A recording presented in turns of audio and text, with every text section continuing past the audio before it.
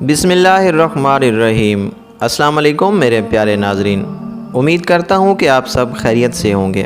صبح 4 بجے کا وقت تھا، فجر کی اذان ہونے میں ابھی بھی 1.5 گھنٹہ باقی تھا۔ پورا ٹاؤن سو رہا تھا، ٹھنڈ کڑاکے کی تھی اور اس وقت ڈاکٹر احمد کے دروازے کی کال بیل بجی تو وہ حیران تو ضرور ہوئے، لیکن اپنے ملازم عبدل سے دیکھنے کو کہا کہ دروازے پر کون ہے۔ عبدل بھاگا بھاگا آیا کہ حیدری صاحب اپنی اہلیہ کے ساتھ ہیں اور پریشان لگ رہے ہیں۔ ایس احمد جلدی جلدی دوسری منزل سے نیچے آئے اور حیدری صاحب کو سلام کیا، لیکن جواب دینے کی بجائے حیدری صاحب نے کہا، دوست اپنے بھتیجے کو دیکھیے، رات بھر دست میں مبتلا رہا، اب جب رہا نہیں گیا تو اس وقت آپ کو تکلیف دی۔ ڈاکٹر صاحب نے خفا ہوتے ہوئے کہا، آپ نے اچھا نہیں کیا، اسی وقت اطلاع دینی تھی یا چلے آنا تھا۔ اتنا کہہ کر ڈاکٹر بچے کو دیکھنے لگے، پانی چڑھایا، دوائیں پلائیں، فجر کی نماز پڑھ کر پھر سے بچے کا جائزہ لیا۔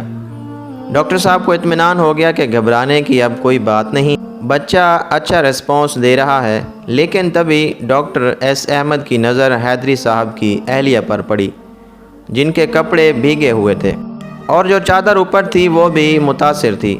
انہوں نے جب انہیں چیک کیا تو پتہ چلا کہ وہ بخار سے تپ رہی ہیں۔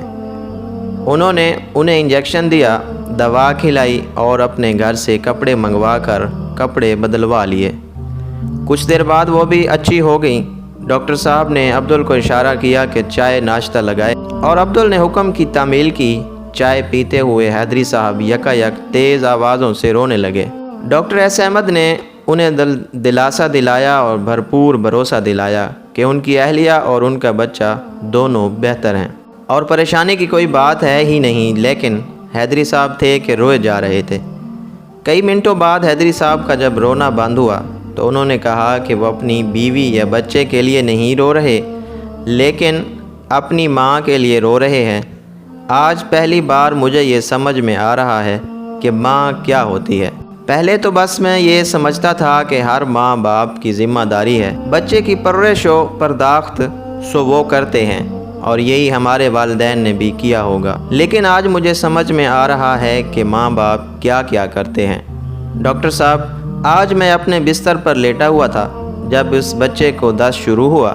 اس کی ماں نے بچے کی گندگی صاف کرنا شروع کی۔ رات کے 10:30 بج رہے تھے۔ اس چھوٹے سے ٹاؤن میں اس وقت کیا کیا جا سکتا تھا؟ میں اپنے بستر بیٹھا صرف یہ منظر دیکھ رہا تھا۔ ایک کے بعد ایک کپڑے بدلے گئے اور گندے ہوتے گئے، یہاں تک کہ بچے کے سارے کپڑے ختم ہو گئے۔ اس کی ماں نے تب اپنے کپڑوں سے بچے کو سنبھالا۔ کچھ دیر بعد اس کے اور گھر کے بقیہ کپڑے بھی ختم ہو گئے اور سوائے اس کے کوئی چارہ نہیں رہا کہ وہ اپنے پہنے ہوئے کپڑوں سے اس کی حفاظت کرے۔ کچھ دیر بعد اس کے آنچل بھی بھیگ کر ناکارہ ہو گئے، تو اس نے بھیگے ہوئے کپڑوں کو کنگال کر پہن لیا اور اپنے نچلے حصے کے کپڑوں سے بچے کی حفاظت کرنے لگی۔ اب مجھ سے رہا نہ گیا اور اس قہرے والی رات کے اس حصے میں آپ کو تکلیف دینے پہنچ گیا۔ میں اس لمحے سے بس یہ سوچے جا رہا ہوں کہ میری ماں نے مجھے کس طرح پالا پوسا ہوگا، جبکہ ان کے پاس تو اتنے کپڑے بھی نہیں تھے۔ کیا کیا پریشانیاں جھیلنی پڑی ہوں گی۔ ڈاکٹر صاحب، آج آنکھ کھلی ہے تو ماں وہاں جا چکی ہے جہاں سے آ نہیں سکتی، اور جب ساتھ میں تھی تو یہ بدگماش آنکھیں کھل ہی نہ تھیں۔ میں اپنی ماں کے لیے رو رہا ہوں، بچے کے لیے نہیں۔ یہ کہتے ہوئے جب حیدری نے ڈاکٹر صاحب کی طرف دیکھا تو ان کی دونوں آنکھیں بھیگی ہوئی تھیں اور عبدل دوسری طرف منہ کر کے کھگیا رہا تھا۔